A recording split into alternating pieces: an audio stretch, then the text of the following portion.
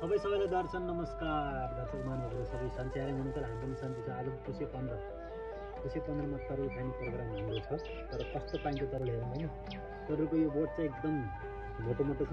तल कस्तो पाइन्छ लगभग यो कति वर्ष अरे 2 वर्षसम्म है। 2 वर्षको बोट हो। 2 वर्षको बोटमा कस्तो तरुल छ हजुरहरूलाई हामी देखाउँछौँ।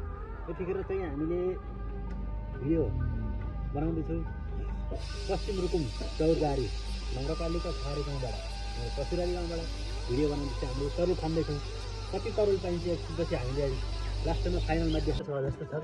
त्यसमा चाहिँ त्यो निकाल्नु 25 किलो निकाल्नु। यसको यो त यस्तो छ भने चाहिँ तरुल निकाल्न लागेको तरुल हेर्नुहोस् है। कति तरुल निस्किन्छ हेर्नुहोस्। लगभग 4 फुट खनिसक्यो। अब तरुल निस्किन्छ। ओहो तरुल तरुल पुस 15मा तरुल यस्तो मेहनत गरेर तरुल निकाल अझै छ तरुल त थुप्रै छ निकाल्नलाई। अहिलेको लागि यति है त।